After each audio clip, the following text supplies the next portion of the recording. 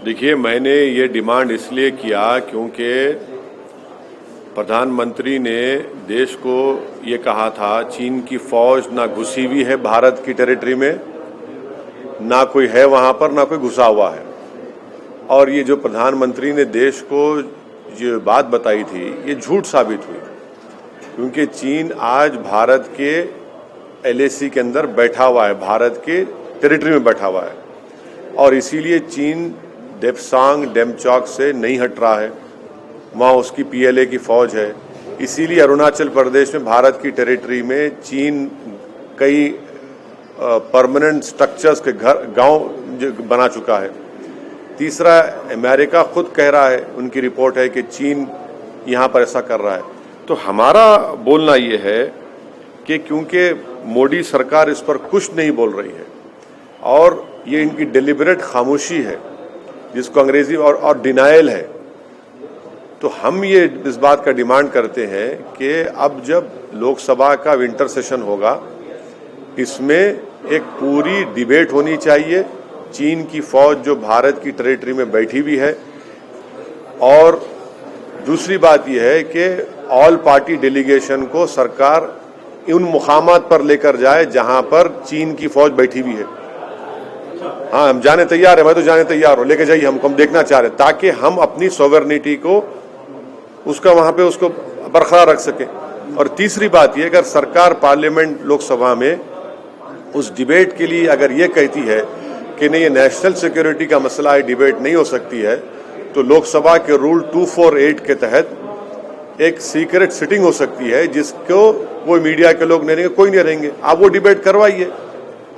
और चौथी बात यह है कि 2014 से पहले श्री नरेंद्र मोदी, जो उस वक्त गुजरात के मुख्यमंत्री थे, वो कहते थे कि देश का मसला बॉर्डर पर नहीं है, देश का मसला दिल्ली में है। बॉर्डर का मसला, फौज का मसला, वो कहते थे कि दिल्ली में है। अब वही मसला दिल्ली में है, तो नरेंद्र मोदी बहैसियते वजीर आजम, बहैसियते प्रधानमंत्री बिल्कुल खामोश बैठे हैं, कभी चीन का नाम लेते भी नहीं है, ना ये कहते हैं देश को कि क्या चीन हमारी सरजमीन में बैठा है या नहीं बैठा है। तो इसीलिए ये हमने डिमांड किया है। पर सर, आप क्यों चाहते हैं कि ऑल पार्टी भी कह रहे हैं कि जो मोदी सरकार है वो वहाँ पे कहीं कुछ बात नहीं कर रही है, तो आप चाहते हैं? नहीं, हम इसलिए बोलना चाह रहे हैं कि देश को मालूम हो सके। जब कश्मीर में ये सरकार एक ऑल पार्टी डेलीगेशन लेकर गई थी, जब लेट अरुण जेटली भी उस डेलीगेशन के हिस्सा थे, राजनाथ सिंह साहब होम मिनिस्टर लेकर गए, तो यहाँ पर भी लेके जाइए ना, हमको छुपाना क्या है आपको? हम तो अपनी सॉवरेनिटी को असर्ट करेंगे एज एन ऑल पार्टी, जाकर वहां पर चीन को एक जवाब देंगे कि हमारा इलाका हम देखना चाह रहे हैं, छुपाने की क्या जरूरत है? और ये प्रधानमंत्री और बीजेपी चीन के मसले में इतने खामोश क्यों है? ये तो हमारी जमीन में चीन बैठा हुआ है। सैटेलाइट के फोटोज आ रहे हैं कि अरुणाचल प्रदेश में गांव बना चुका है, कई फोटोज आ रहे हैं कि डेमचौक में, डेप्सांग में चीन बैठा हुआ है, PLA की आर्मी बैठी हुई है। ऐसे तस्वीर भी आए हैं कि पिछले साल जो गालवान में हमारे बहादुर सिपाहियों की जो मौत हुई, इतने हमारे सिपाहियों की तस्वीर देखकर हमारा खून खौलता है, कैसे उनको चीन की फौज बिठा के रखी है वहां पर। तो इसीलिए हम कह रहे हैं कि ये सरकार को इस पर बोलना चाहिए और आने वाले पार्लियामेंट के सेशन में इस पर एक पूरी डिबेट होनी चाहिए। अगर सरकार ये जस्टिफाई करे कि डिबेट नहीं हो सकता, हम सिर्फ दो बड़ी पार्टियों को बुलाकर उनसे बात कर लेंगे, नहीं हो सकेगा। जितना उन दो पार्टियों को इस मसले पर हक है, उतना हमारा भी हक है। आप डिबेट कराइए रूल 248 के तहत।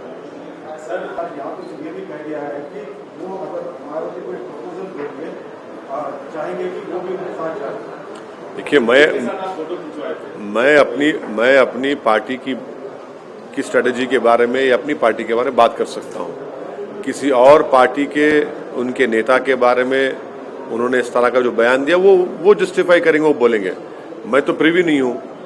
जहां तक हमारी पार्टी का है मसला है, हमारी स्ट्रेटेजी, हम तो अपना कैंपेन कर रहे हैं यूपी में। अब देखिए आगे क्या होता है, तो जब होगा तो आपको बताएंगे। मगर हम तो पूरी तैयारी कर रहे हैं चुनाव लड़ने की। हमारे पास कैंडिडेट्स का भी सिलेक्शन हमारे पार्टी प्रेसिडेंट और हमारे जो जिम्मेदार कर रहे हैं। हम तो चुनाव की तैयारी पूरी तरीके से कर रहे हैं। तो संख्या 100 से ज्यादा हो सकती है क्या? हमारे party president, state party president ने ये फैसला लिया है कि हम 100 विधानसभा की सीट पर लड़ने की तैयारी कर रहे हैं। अब देखते हैं आगे क्या होता है। सर, क्या आप भी चंद्रशेखर आजाद की उस राय से इत्तेफाक रखते हैं कि बहुजन समाज का वोट न बटे, इसलिए लोगों को साथ आना चाहिए? देखिए, वो काबिल आदमी है, वो अपनी बात खुद कर सकते हैं, उनको मेरी जरूरत नहीं है। नहीं, मैंने सुनिए, वो काबिल है, वो अपनी पार्टी के बारे में वो खुद बोल सकते हैं, उनसे सवाल कर लीजिए आप। नहीं, आप दलितों की राजनीति आप ही करते हैं। नहीं, देखिए, मैं ये बिल्कुल ठीक नहीं है कि कोई अगर अपनी पार्टी की पॉलिसी के बारे में बोल रहा है तो मैं कैसा उस पर तबसरा करूंगा। राजनीति पूछ रहे हैं कि क्या आप इस बात से इत्तेफाक रखते हैं? मैं सवाल मैं इस सवाल का जवाब नहीं दूंगा। ये उनका पार्टी का ओपिनियन है, वो खुद काबिल है, अपनी पार्टी के बारे में बोल सकते हैं।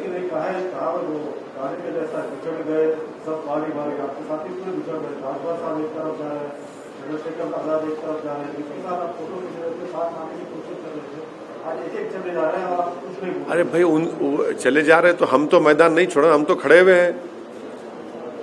हम तो एक शीशा पिलाई दीवार की तरह खड़े हुए हैं। हम तूफान से मुकाबला कर रहे हैं और करते रहेंगे।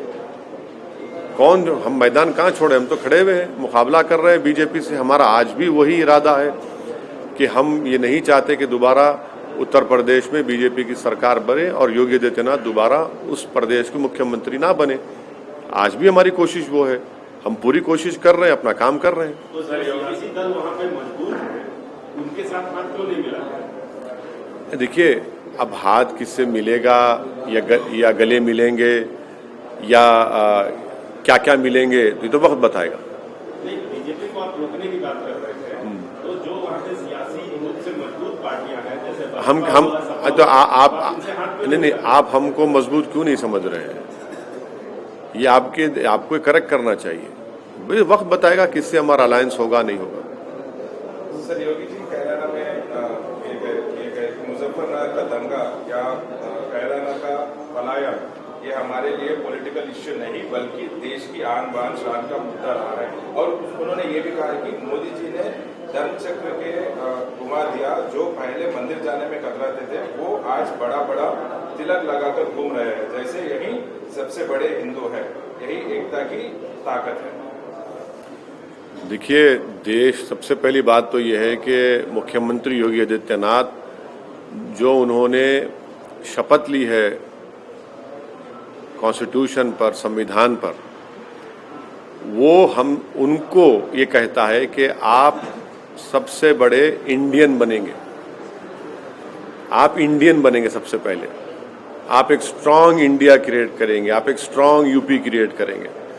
तो ये शपथ में कोई मजहब की बात नहीं है, ना संविधान ये कहता है कि ये देश ये मजहब के मानने वालों का और इनका नहीं है। तो ये पहले इनकी गलती है, इनकी गलती यही है। दूसरी गलती है कि आपने कहा कि मुजफ्फरनगर, क्या कहा, देश के लिए मुजफ्फरनगर का दंगा, मुजफ्फरनगर देश की आन बान शान। हाँ, मुजफ्फरनगर का दंगा देश के लिए आन बान शान, ये मुख्यमंत्री कहते हैं। बड़ी ही अफसोस की बात है कि भारत के विभाजन के बाद अगर 50,000 लोग अपने घर से बेघर हुए तो मुजफ्फरनगर कांड के बाद हुए, और ये मुख्यमंत्री उसको आन बान शान से जोड़ता है। इसमें कई लोगों का मर्डर हुआ, कई हजारों की तादाद में लोगों के घर जल गए, खेतें जल गई। इनको इंसाफ की बात नहीं कर रहे हैं, वो दंगे को आन बान शान से जोड़ रहे हैं। और ये खुद केसेस विड्रॉ किए, 77 केसेस मुजफ्फरनगर के। ये इनकी मानसिकता है, ये इनकी जहनियत है, जो ये आज उत्तर प्रदेश की जनता देख रही है कि जब 50,000 लोग बेघर हो गए, आज भी अपने घर को नहीं जा सकते, आज भी उनको इंसाफ नहीं मिला, 1000 cases for want of evidence collapse हो गए, तो सरकार अपील नहीं करती, उल्टा केसेस को विड्रॉ करती है। और इस तरह की अनाप शनाप मुख्यमंत्री कहते हैं कि मुजफ्फरनगर का दंगा इनके लिए आन बान शान का मसला है। कौन सी आन बान शान का मसला है? इस पे तो अफसोस करना चाहिए, इस पे तो ये बोलना चाहिए कि दोबारा मुजफ्फरनगर में जो जिन लोगों ने वो कांड किया उन सब पे हम सजा दिलाएंगे उनको। आप वो नहीं कर रहे हैं। सर, तेलंगाना की बात करते हैं। हाल ही में हुजूराबाद के चुनाव के नतीजे आए और जहाँ पर टीआरएस हार गई, और अभी जिस प्रकार से मुख्यमंत्री ने जो है प्रेस कॉन्फ्रेंस करके काफी बातें कही बीजेपी के लिए, तो क्या आप समझते हैं कि तेलंगाना में अब बीजेपी चुनाव होती नजर आ रही है? नहीं, मैं देखिए, एक बाई इलेक्शन वहाँ पर इटाला राजेंद्र जीते हैं, इसको आप ज़्यादा इतना बड़ा स्ट्रांग स्टेटमेंट मत दीजिए। कुछ नहीं होगा इंशाअल्लाह ताला। जीते हैं ज़रूर, जनता ने उनको वोट दिया है और रिजल्ट आया है, इटाला राजेंद्र की कामयाबी हुई है, मगर इसको आप लोग बहुत जल्दी एक्साइटेड हुआते हैं। सर, जो आंख से दिख रहा है सामने, हाँ, उसको नजरअंदाज क्यों कर रहे हैं? ऐसा सुनिए, आपको आंख से दिख रहा है, बास चीजों को आंख और दिमाग से देखकर एक बात करना पड़ता। तो वो तो आपको आंख से दिख रहा है, हमको जो दिमाग हमारा कह रहा है, आंख हमारी कह रही है, थोड़ा बहुत हमको जो तजुर्बा कह रहा है, यही बीजेपी नागार्जुना सागर के बाई इलेक्शन में जमानत जब्त होगी उनकी। सुन तो लीजिए, नागार्जुना सागर में जमानत जब्त हो गई, तो ये मत जाइए, ये कुछ होने वाला नहीं है। Sir, Nishad party के chief claims Lord Ram was born into Nishad, and BJP always claims that even Hindu says son of Dasharatha. What would you like to say, sir? You know, if you are saying that they are deceiving Hindus and all these statements are coming about, what would you like to say? नहीं, ये तो मोहन भगवत को बताना पड़ेगा, जो DNA expert है। RSS के मोहन भगवत को बताना पड़ेगा ये बात। ये बता दें अब पूरे देश को। वो हर बार डीएनए की बात करते, तो हम तो कहेंगे कि श्री मोहन भगवत ही एक्सपर्ट है इस पर, वो बता सकेंगे। ऐसे मतलब ये डिसीव करना नहीं हुआ कैसे? मतलब why they are silent? नहीं, ये तो बीजेपी के जो बड़े बड़े नेता हैं वो बताएंगे, हम क्या बताएंगे? वो बताएंगे, जनाब मोहन भगवत साहब बताएंगे, ये उनको बताना पड़ेगा ये बात क्या है। ये तो वो तय करेंगे ना।